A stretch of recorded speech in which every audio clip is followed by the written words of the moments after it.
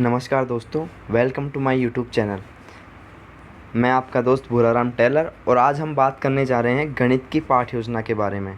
तो दोस्तों, आज हम यहाँ गणित की 5 पाठ योजनाओं का जिक्र करेंगे जो आपको ध्यान से सुनना है, ध्यान से देखना है। तो पाठ योजना फर्स्ट है। तो सबसे पहले हम अपनी क्लास लिखेंगे। क्लास जैसे मैंने लिखी है 7th। उसके बाद पीरियड, कालांश जिसे बोलते हैं 3rd पीरियड है। समयावधि जो ड्यूरेशन है, कितना टाइम लेना है, वो 30 मिनट है। विषय है गणित एंड दिनांक है 7/4/2021। यहाँ पे मैंने अब दिनांक लिखा है। आपका जो होगा डेट वो आप डालेंगे। प्रकरण है जो उसके बारे में बात कर रहे हैं वो है सर्व समीकाएँ। एंड प्रशिक्षण का नाम यहाँ पे आप अपना नाम लिखेंगे, जो लेसन देगा उसका नाम इधर आएगा। तो सबसे पहले हम यहाँ पे एक टेबल बनाई हुई है जिसमें क्रम संख्या है, शिक्षण उद्देश्य है एंड अपेक्षित व्यवहारगत परिवर्तन है। शिक्षण उद्देश्य जो है ज्ञानात्मक अवबोध अनुप्रयोग कौशल 4 शिक्षण उद्देश्य। अपेक्षित व्यवहारगत परिवर्तन का मतलब है दोस्तों कि छात्रों या छात्र द्वारा क्या परिवर्तन होता है, यानी कि उनके द्वारा क्या गतिविधि की जाती है, क्या प्रतिक्रिया होती है, वो इसमें हम लिखेंगे। ठीक है। उसके बाद है शिक्षण सहायक सामग्री, जिसको हम TLM बोलते हैं। हमने किस किस TLM का उपयोग यहाँ पे किया, तो श्यामपट्ट, चौक, डस्टर आदि TLM का उपयोग गणित में होता है और चार्ट का उपयोग भी होता है, बट हमने यहाँ पे 3 लिखे हैं इत्यादि। पूर्व ज्ञान का मतलब है दोस्तों छात्र या छात्राओं को क्या पहले की जानकारी है, इससे संबंध जो हम प्रकरण पढ़ाने जा रहे हैं क्या उसकी जानकारी रखते हैं। तो इसमें जो लिखेंगे हम छात्र सर्व समीकाओं की सामान्य जानकारी रखते हैं। उसके बाद है शिक्षण विधियाँ। शिक्षण विधियों में लिखेंगे हम 2 विधियाँ, प्रश्नोत्तर विधि और दूसरा है आगमन विधि। ठीक है दोस्तों, आगे चलते हैं नेक्स्ट पेज पे। प्रस्तावना।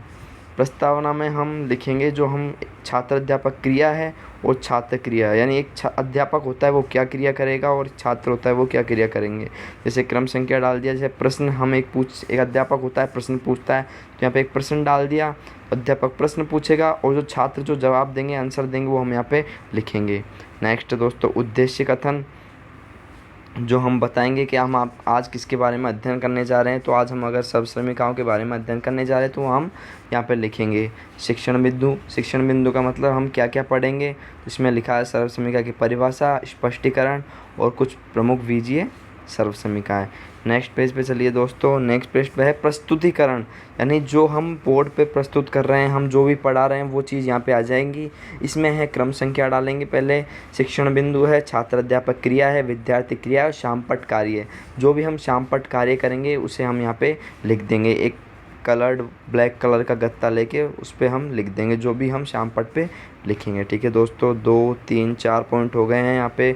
नेक्स्ट है मूल्यांकन प्रश्न, जो हम छात्रों से पूछेंगे।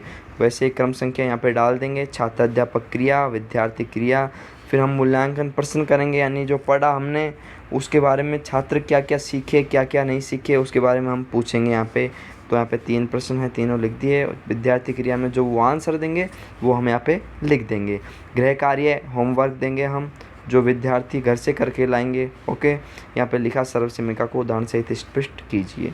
संदर्भ पुस्तक, भाई जिस पुस्तक में से हम पढ़ा रहे हैं, जहाँ से लिया गया है प्रकरण, हम उसका नाम लिख देंगे। यहाँ पे लिखा हुआ है NCERT क्लास 7 राजस्थान राज्य पाठ्य पुस्तक मंडल जयपुर। ठीक है दोस्तों, पहला लेसन प्लान पूरा हो चुका है। अब चलते हैं सेकंड लेसन प्लान की तरफ। आपको जैसे मैं बता चुका हूँ, सब कुछ ऐसे लिखना है जैसे हमने पिछले लेसन प्लान में लिखा था। कक्षा, कालांश, समयावधि, विषय, दिनांक और प्रकरण यहाँ पे चेंज है दोस्तों। प्रकरण है यहाँ पे वृत्त, मतलब सर्किल। सर्किल में हम लिखेंगे सबसे पहले पाठ का महत्व, यानी हम इसका उपयोग क्यों करते हैं। वृत्ताकार जो वस्तुएं होती है, जो हमारा प्रकरण है, उसके बारे में उसका महत्व प्रदर्शित करेंगे यहाँ पे दोस्तों। नेक्स्ट है विषय वस्तु विश्लेषण।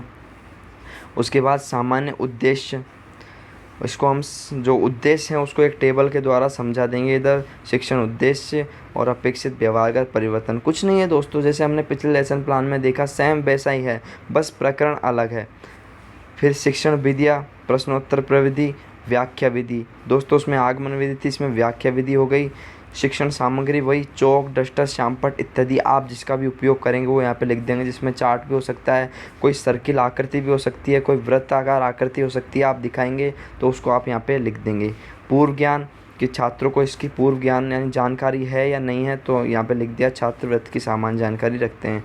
ठीक है दोस्तों, नेक्स्ट है प्रस्तावना। प्रस्तावना में वो 3 चीज़ें, क्रम संख्या, छात्र अध्यापक क्रिया और छात्र छात्रा क्रिया। जो छात्र अध्यापक है वो प्रश्न करेगा और छात्र या छात्रा जो भी क्वेश्चन के आंसर देंगे वो हम यहाँ पे लिख देंगे। फिर उद्देश्य कथन है, जो हम जिस चीज़ के बारे में अध्ययन करेंगे वो यहाँ पे हम लिख देंगे। जैसे आज हम व्रत के बारे में विस्तार से अध्ययन करेंगे। ठीक है, नेक्स्ट है प्रस्तुतिकरण। प्रस्तुतिकरण में वही सेम ही, जो भी हम पढ़ाएंगे, जो भी हम बोर्ड पे लिखेंगे वो सब कुछ हम यहाँ पे लिख देंगे। ठीक है दोस्तों, फिर नीचे समापन कथन कि आज हमने क्या क्या पढ़ा, क्या क्या चीज़ पढ़ी, वो हम यहाँ पे लिखेंगे। समापन का अर्थ है जैसे कि समाप्त हो चुका है, तो हमने यहाँ पे लिखा आज हमने व्रत की परिभाषा, उसके केंद्र, त्रिज्या, जीवा व उसके व्यास के बारे में पढ़ा। ऐसे नेक्स्ट है मूल्यांकन प्रश्न। वैसे जैसे पिछले बार किए थे हमने पिछले लेसन प्लान में कि जो पढ़ा छात्रों ने उसमें से उन्होंने कितना ग्रहण किया उसके बारे में उनसे प्रश्न करेंगे। उसके बाद है गृह कार्य, होमवर्क, संदर्भ वही किस बुक से लिया गया है, कौन सी क्लास का है, वो हम यहाँ पे लिख देंगे। ठीक है दोस्तों, नेक्स्ट चलते हैं लेसन प्लान 3 पाठ योजना 3। वैसे ही है सामान्य, जो हमने लिखा कक्षा, क्लास, समावधि, विषय, दिनांक। प्रकरण यहाँ पे चेंज हो चुका है दोस्तों, औसत। प्रकरण यहाँ पे क्या लिया गया है, औसत। प्रशिक्षणार्थी का नाम लिखेंगे हम, जो आपका नाम है वो यहाँ पे आ जाएगा, जो भी पढ़ा रहा है। पाठ का महत्व लिख देंगे, जैसे अपने पिछले लेसन प्लान में लिखा कि पाठ का क्या महत्व है, औसत का क्या काम है, हम क्यों प्रयोग करते हैं, वो यहाँ पे लिख देंगे। जैसे कि कई ऑफिस में कर्मचारियों को वेतन देना हो तो धनराशि को समान रूप से बांटने के लिए, वितरित करने के लिए हम औसत का प्रयोग करते हैं। जैसे राशि इतनी है, लोग इतने हैं, तो हम जितने लोग हैं उनको कैलकुलेट करके राशि टोटल है उसको हम उसमें भाग दे देंगे, जितना वितरण आएगा वो उसका आंसर होगा। ठीक है, सामान्य आपको जानकारी औसत की बता दी है दोस्तों। नेक्स्ट है विषय वस्तु विश्लेषण। उसमें थोड़ा सा डायग्राम बना के इसके बारे में बताना होता है। ठीक है, सामने आपको दिख रहा होगा, ये परिभाषा है, औसत स्पष्टीकरण सूत्र है उसके। ठीक है, फिर सामान्य उद्देश्य, इसके क्या क्या उद्देश्य है, विद्यार्थियों को गणित के विषय के बारे में ज्ञान अर्जित कराना, जो भी इसके उद्देश्य हैं। फिर नेक्स्ट वैसे कॉलम बना के, सारणी बना के हम उद्देश्य लिख देंगे, ज्ञान, अवबोध, अनुप्रयोग, कौशल और जो अपेक्षित व्यवहारगत परिवर्तन छात्रों द्वारा जो भी प्रतिक्रिया होगी, क्रिया होगी, वो हम यहाँ पे लिख देंगे। नेक्स्ट है शिक्षण विद्या। इसमें 3 विधियों का प्रयोग हुआ है दोस्तों। एक है प्रश्नोत्तर विधि, दूसरी व्याख्या विधि, तीसरी आगमन निगमन विधि का प्रयोग हुआ है। शिक्षण सामग्री का उपयोग हुआ है चौक, डस्टर, श्यामपट्ट आदि। ये तो कॉमन है दोस्तों, चौक, डस्टर, श्यामपट्ट तो हम यूज़ करते ही हैं, बाकी आप जो भी यूज़ करें यहाँ पे और लिख सकते हैं। पूर्व ज्ञान, विद्यार्थी औसत की सामान्य जानकारी रखते हैं कि उनको क्या क्या ज्ञान है पहले का, वो सब कुछ। प्रस्तावना में वही क्रम संख्या, छात्र अध्यापक क्रिया, छात्र छात्रा क्रिया, जो भी उनकी क्रिया होगी, छात्र अध्यापक क्वेश्चन करेंगे उनसे, जो वो क्वेश्चन का जवाब देंगे वो हम यहाँ पे लिख देंगे। उसके बाद उद्देश्य कथन है, हम आज क्या पढ़ने जा रहे हैं, क्या पढ़ेंगे, उसके बारे में यहाँ पे हेडिंग डाल देंगे। फिर प्रस्तुतिकरण, जो हम पढ़ाएंगे, जो हम बोर्ड पे लिखेंगे दोस्तों, पिछली बार की तरह सेम बिल्कुल वही है, बस प्रकरण चेंज है। फिर मूल्यांकन प्रश्न है, जो पढ़ा हमने उसके बारे में प्रश्न किए जाएंगे, उनके आंसर्स हैं। फिर गृह कार्य, हम गृह कार्य देंगे विद्यार्थियों को, जो वो घर से करके लाएंगे। संदर्भ में वही जो हम बुक से लिया गया है, कौन सी क्लास की बुक है, वो हम यहाँ पे लिखेंगे, एनसीईआरटी क्लास 6।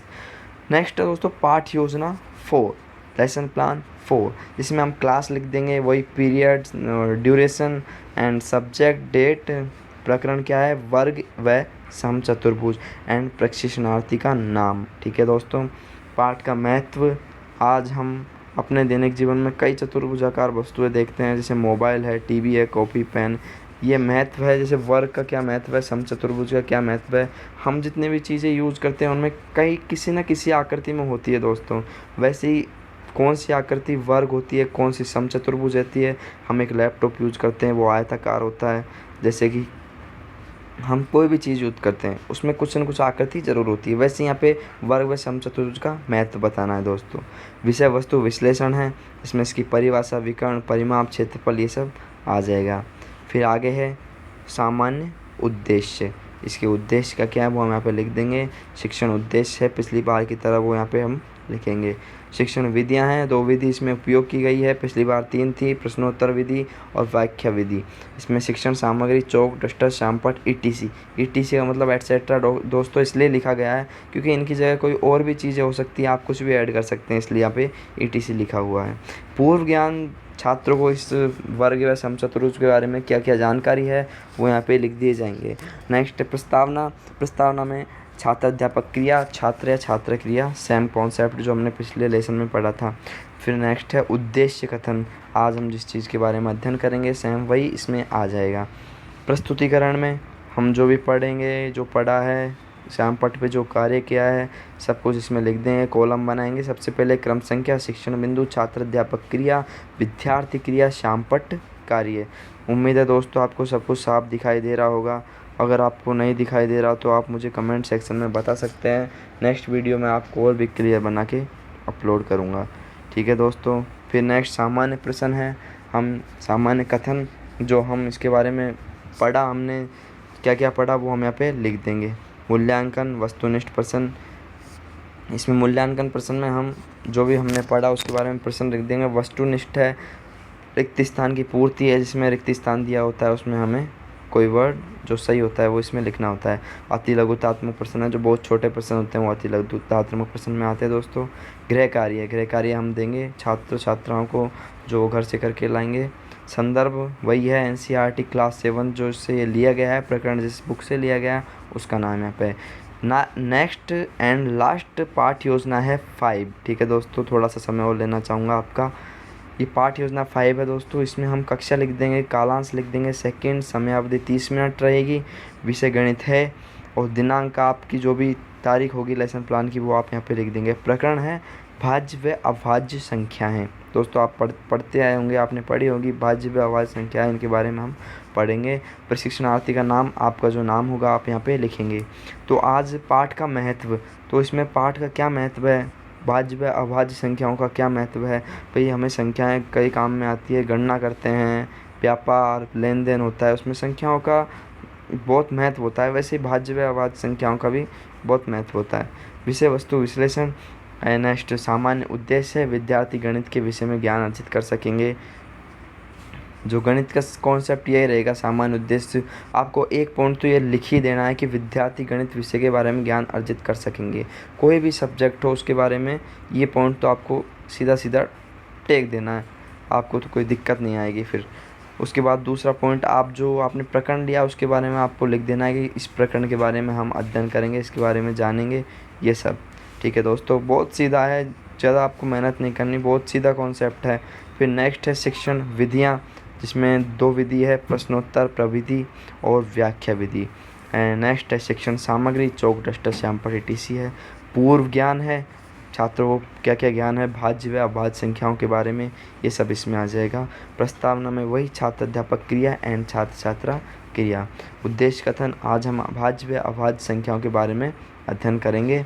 प्रस्तुतिकरण में जो हम पढ़ाएंगे, जो हम विद्यार्थियों को सिखाएंगे, श्यामपट्ट पे जो कार्य करेंगे, जो लिखेंगे वो हम यहाँ पे लिख देंगे। नेक्स्ट है समापन कथन, जब समापन करेंगे हम पाठ का तो हम उनको बताएंगे आज हमने क्या क्या पढ़ा। तो यहाँ पे लिखा हुआ है आज हमने भाज्य व अभाज्य संख्याओं के बारे में विस्तृत अध्ययन किया। मूल्यांकन प्रश्न है, संख्याओं फलाना फलाना ये संख्या दे रखी है, इसमें अभाज्य संख्या कौन सी है, ये सब हम मूल्यांकन प्रश्न करेंगे पाठ जब समाप्त हो जाएगा उसके बाद। एंड गृह कार्य, भाज्य व अभाज्य संख्याओं को उदाहरण द्वारा स्पष्ट कीजिए, हमने गृह कार्य दिया। संदर्भ है, जो हमने जिस बुक से लिया है, जिस क्लास की बुक है वो हम यहाँ पे लिख देंगे। दोस्तों उम्मीद है आपको मेरा वीडियो अच्छा लगा होगा, अगर अच्छा लगा तो लाइक, सब्सक्राइब एंड शेयर कर दीजिएगा दोस्तों। ऐसे में आपके लिए अच्छे अच्छे वीडियो नेक्स्ट अपलोड करता रहूँगा। ठीक है दोस्तों, धन्यवाद।